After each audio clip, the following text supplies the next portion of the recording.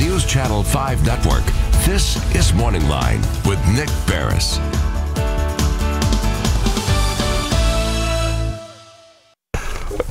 All right. Good morning, everyone. Thanks for joining us on Morning Line. Nick Barris here with you on this Wednesday. We've got a good show on tap. It's going to be a fun show. You're going to be invited to call in if you'd like to ask questions and you know, try to get some insight into behind the scenes in country music, songwriting, and all of that. As you probably know, Tin Pan South kicking off. It's an annual event here, and it's one of the premier events, I think, in the city of Nashville because it profiles the songwriter. Right. That's what it's all about. So this morning we're going to talk about that with two great guests to go into, you know, and also let you know how you can attend, where you can go. I've got a whole rundown on all of this, but it's exciting to be able to do this morning. So let's introduce our guests this morning. I mean, I think he's a good guy. His first name's Kyle. His last name is Jacobs. Okay. All right. Kelly Pickler is his wife. Okay. And we need to know this. And Kyle and I, on occasion, will judge pork contests. Yes, we will. We will. And beef. And chicken. And chicken and sauce. Yeah. That's right. From the Jack Daniels. Anyway, it's Kyle Jacobs. It's good to have you on this morning. Thank you for coming. He's a songwriter, an accomplished. We'll get into his background in a moment. I'll let you tell a little bit about it. I may even let Bart. Yeah. Go into some of that. Bart Herbison's with us, of course, as well. I guess it's Nashville Songwriters Association International. NSAI. Yeah. Exactly. It's good to have you on, too. Good to see you, It's Nick. nice to see you. I know this is a big week. Shake your hands. Reach on over here. There we go. Good to see you. So anyway, Tin Pan South. How many years now? 27. Holy 27 cow. years. Started awesome. with 92, I guess, with 4 shows. 100 shows with 400 performers. Over 6 nights. It's turned into. We actually got up to about 120. It was too many, so we. Really. This is the wheelhouse. So how is it you decide to, you know, who can and who can't participate? Well, that is a great question, and so I don't decide. I like to be liked. Okay. And truth be known, we probably turn down as many submissions as we can put on. So here's the way it works. We start with team captains. Okay. And the team captains submit a show. We couldn't go put 100 shows together. That would be impossible. So we asked probably 100 or so songwriters to put together a show. They submit those shows, and then we have a selection committee that includes NSAI staff, venue owners, and others in the music industry, and we pick, and it's hard. It's hard especially to narrow those things down. Then some of that is by availability. Kyle may want to play, but he can only be available on Tuesday nights. So it's a big chessboard.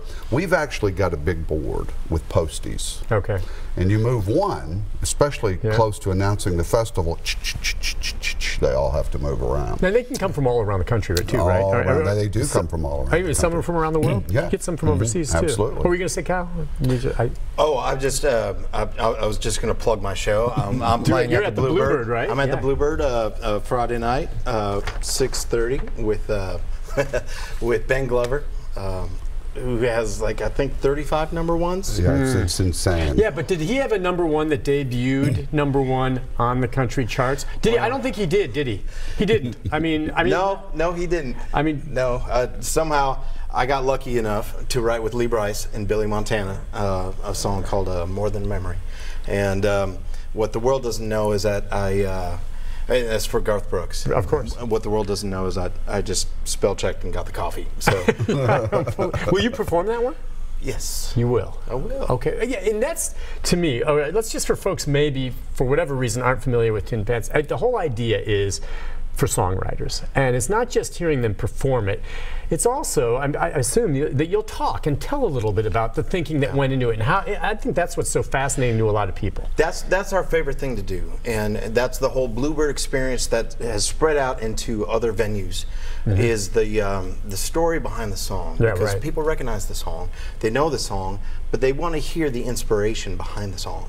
And you know, sometimes it's a sad story, sometimes it's a happy story, sometimes it just happened. And so it's always fun, I think, for people on the outside who just love these songs and recognize these songs, just to hear, you know, how it happened. What went down. Right. Yeah. And so many people have, and I know you've probably heard from so many over the years, but I mean, when you collaborate, like you just said, on that song for Garth, I mean, when you sit down with songwriters, is it different with everyone? I mean, can you give some insight into, you guys just get together? How long did it take you to write that song? Well, as far as that song, More Than Memory, that song started off with Lee and I. Okay. And Lee, he's going to get mad at me because I'm going to tell the story, but there was this girl that he could not forget about. And we wrote, I don't even know how many songs we wrote about her.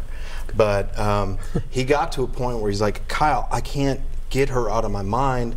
It's like she's more than a memory. I'm like, there it is. There it is. And you know, that's, you can tell a great songwriter because that phrase comes across, or that word. Mm-hmm. And you just hit on it in the moment, and that's just talking. So he wasn't saying, "Well, how about this?" He just said that to you. He said that, and then we started writing this melody. We got some thoughts out, and then we're like, "All right, we're at a point where we need to bring a brother in, you know, someone who we really trust, who can attach themselves to this." And it was Billy Montana. It was written, "Bring on the Rain," "Suds in the Bucket," "Hard to Love," incredible songs, and so he actually really helped us bring it home. Okay, and is it, I just have this image of the three of you, you know, kind of just talking, spitballing, and then maybe pulling out guitar or whatever, and then is this in a recording studio, or are you at someone's house? I mean, you know, those little details are what I find fascinating. I know I'm sure it's different every time, but where'd you get together? It is different every time, but we actually were just in a writing room on Music Row. Okay. And that's where it all of it transpired. And it's, you know, it was just a guitar. And then after that, I ended up doing a little demo in my apartment back in the day, with just piano and Lee singing and playing guitar. So it was just piano, guitar, and Lee. Okay. And what's funny is Garth Brooks heard that song. Okay, I was going to ask you, how did you get it to him? Yeah, well, it went through Curb, my publisher, and Garth heard it, and he actually called my publisher multiple times and said, "Hey, I just heard this song, and I want to put it on hold." And my publisher is like, "Holy crap! I'm talking to Garth Brooks right now," you know. But he called multiple times, and he said, "I just love this." And so he actually, you know, he went and cut it, put it on his ultimate hits, and we didn't know if it was going to be the single or if it wasn't going to be the single, and because he cut 3 new songs on it. And he actually, this is another funny story, he did a TV thing and said, "All right, my next single is going to be More Than a Memory." And you're like, and so Lee and Billy and I are freaking out, and we're like, "Whoa, this is going to be his next single. This is amazing." How awesome. And, it was awesome because everybody says that, you know, Garth has a perfect memory. And I'm sorry, Garth. But no, he does. He remembers everyone's names. No, I know. Well, so he's like, on TV, he's like, "I just want to say, you know, my next single is More Than a Memory, and I'm so thankful for the songwriters, Billy Montana, Lee Bryce, and Kevin Jacobs." You're like, "Wait, my name's Kyle." Oh man, you got your last name anyway. Yeah, you got my last name. But so all my buddies call me Kevon from now on. You didn't mind that one. That was fine. I'm cool with it. Give me an idea. How many? For instance, how many songs do you think comes across Garth's desks?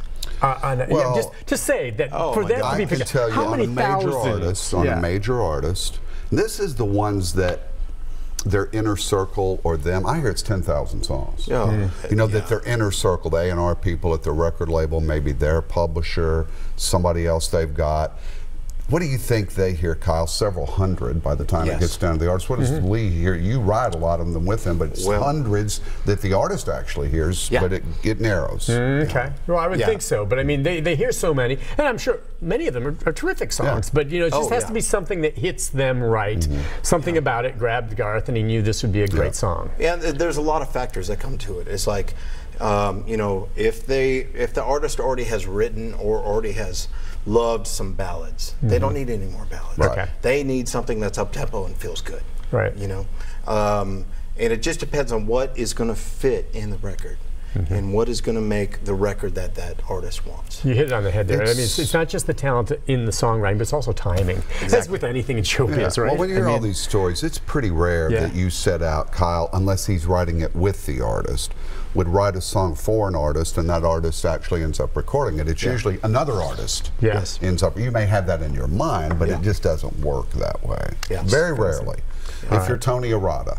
The only time it works that way. Well, listen, this is what it's all about. You know, Tin Pan South and the types of things you get to hear. I mean, stories like that, just great. I'll be thinking about that the rest of the day. Listen, we'll take a break. When we come back, the number 737-7587. I know many of you may just want to sit back and listen as we talk about the industry, business, and we'll let you know about all that's going on this week and what you can do if you want to go see some of these shows. So we'll take a break, be back with your calls, more of our conversation with our guests right after this.